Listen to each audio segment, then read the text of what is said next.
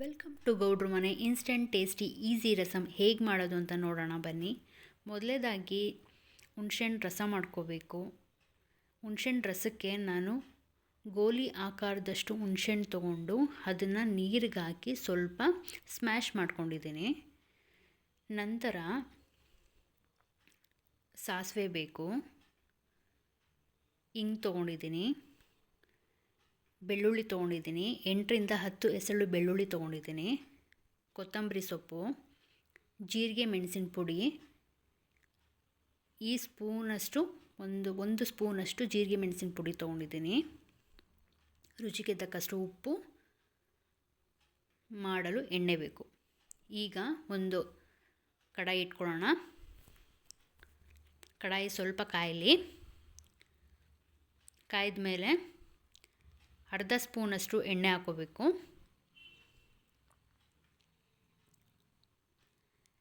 ಸ್ವಲ್ಪ ಸಾಸಿವೆ ತೊಗೊಂಡಿದ್ದೀನಿ. ಎಣ್ಣೆ ಕಾಯ್ದಾದ್ಮೇಲೆ ಸಾಸಿವೆ ಹಾಕೋಬೇಕು. ಅದೊಂದು ಸ್ವಲ್ಪ ಚಿಟಪಟ ಅಂತ ಸಿಡಿಯುತ್ತೆ.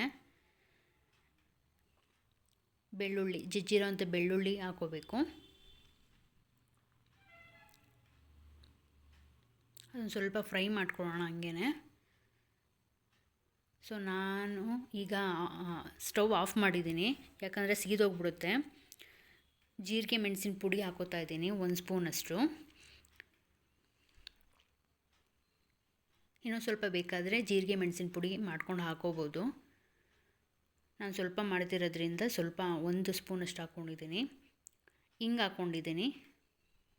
ಹಿಂಗೆ ಏನಕ್ಕೆ ಅಂತ ಅಂದರೆ ಅದು ಜೀರ್ಣಶಕ್ತಿಗೆ ತುಂಬ ಉಪಯೋಗ ಆಗುತ್ತೆ.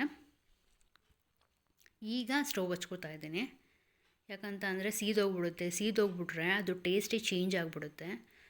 ಅದಕ್ಕೆ ಆಫ್ ಮಾಡಿ ಒಂದು ಸ್ವಲ್ಪ ಎಲ್ಲ ಹಾಕ್ಕೊಂಡು ಫ್ರೈ ಮಾಡ್ಕೊಳ್ಳಿ.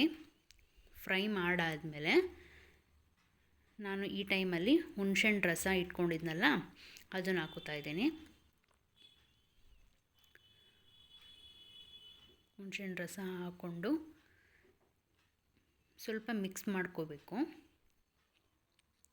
ನಿಮ್ಗೆ ಇನ್ನೊಂದು ಸ್ವಲ್ಪ ಹುಣ್ಸೆಹಣ್ಣು ಬೇಕು ಅಂತ ಅಂದರೆ ಇನ್ನೊಂದು ಸ್ವಲ್ಪ ಹುಣ್ಸೆಹಣ್ಣು ರಸ ಮಾಡ್ಕೊಂಡು ಹಾಕೋಬೋದು. ಇಲ್ಲ ನಮಗೆ ಹುಳಿ ಕಡಿಮೆ ಬೇಕು ಅಂತ ಅಂದರೆ ಹುಣ್ಸೆಹಣ್ಣು ರಸ ಸ್ವಲ್ಪ ಕಡಿಮೆ ಮಾಡ್ಕೋಬೋದು. ನಿಮ್ಮ ರುಚಿಗೆ ಅನುಗುಣವಾಗಿ ಮಾಡ್ಕೋಬೋದು.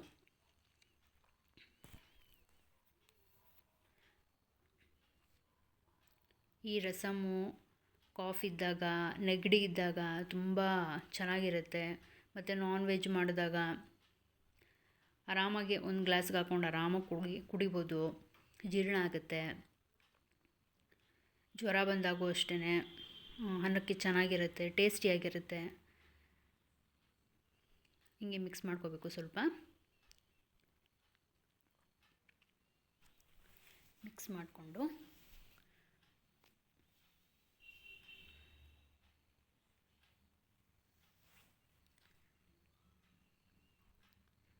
ಈ ಟೈಮಲ್ಲಿ ನಾನು ರುಚಿಗೆ ತಕ್ಕಷ್ಟು ಉಪ್ಪು ಹಾಕೋತಾ ಇದ್ದೀನಿ.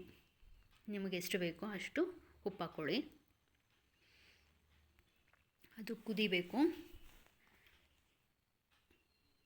ಕೊತ್ತಂಬರಿ ಸೊಪ್ಪು ಹಾಕೋತಾ ಇದ್ದೀನಿ. ಈ ರಸಮ್ ಏನು ಅಂತ ಅಂದರೆ ಸ್ವಲ್ಪ ಕುದಿ ಸ್ಟಾರ್ಟ್ ಆಗಬೇಕು. ಕುದ್ದಿ 1-2 ನಿಮಿಷ ಕುದ್ರೆ ಸಾಕು. ಒಂದು ಸ್ವಲ್ಪ ಐ ಫ್ಲೇಮಲ್ಲಿ 2 ಮಿನಿಟ್ಸು ಬೇಗ ಕುದಿಯುತ್ತಲ್ಲ, ಐ ಫ್ಲೇಮಲ್ಲಿ ಇಡಬೇಕು. ಆ ಟೈಮಲ್ಲಿ ಇಮಿಡಿಯೇಟಾಗಿ ಆಫ್ ಮಾಡಬೇಕು. ಇದ್ರದ್ದೇ ಸೀಕ್ರೆಟು, ಈ ರಸಮ್ದು ಇದೊಂದು ಸೀಕ್ರೆಟು. ಬೇಗ ಆಗಿಬಿಡುತ್ತೆ. ಒಂದು 5 ಮಿನಿಟ್ಸು ತೊಗೊಳ್ಳೋದಿಲ್ಲ. ಬೆಳ್ಳುಳ್ಳಿ ಮತ್ತು ಜೀರಿಗೆ ಮೆಣಸಿನ ಪುಡಿ ಇತ್ತು ಅಂತ ಅಂದರೆ ಆರಾಮಾಗಿ ಬೇಗ ಮಾಡ್ಕೋಬೋದು. ಮತ್ತು ಮನೇಲಿರೋವಂಥ ಇಂಗ್ರೀಡಿಯೆಂಟ್ಸೇ ಯೂಸ್ ಮಾಡ್ಬೋದು.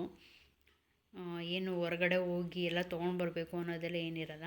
ಮನೇಲಿ ಏನಿದೆಯೋ ಅದನ್ನು ಹಾಕಿ ಆರಾಮಾಗಿ ಮಾಡ್ಕೋಬೋದು. ಬೇಕಾದರೆ ಇದನ್ನು ಮಾಡಿಕೊಂಡು ನಾನ್ ವೆಜ್ಗೆ ಏನಾದರೂ ಗ್ರೇವಿ ಥರ ಏನಾದರೂ ಮಾಡಿಕೊಂಡ್ರೆ ಚೆನ್ನಾಗಿರುತ್ತೆ. ಅನ್ನ, ರಸಮ್ಮು, ನಾನ್ ವೆಜ್ಗೆ ಏನಾದರೂ ಗ್ರೇವಿ ಐಟಮ್ಮು, ಇಲ್ಲ ಅಂತ ಅಂದರೆ ಕಬಾಬು ಈ ಥರ ಇದ್ದರೆ ಚೆನ್ನಾಗಿರುತ್ತೆ. ಇಲ್ಲ ಅಂತಂದರೆ ಜ್ವರ, ನೆಗಡಿ, ಕೆಮ್ಮುಗೆ ಎಲ್ಲದಕ್ಕೂ ಒಳ್ಳೆಯದು. ಆರಾಮಾಗಿ ಮಾಡ್ಕೋಬೋದು. ನೋಡಿ ರೆಡಿಯಾಗಿದೆ ಬಿಸಿ ಬಿಸಿ ಆಗಿರೋಂಥ ರಸಮ್ಮು.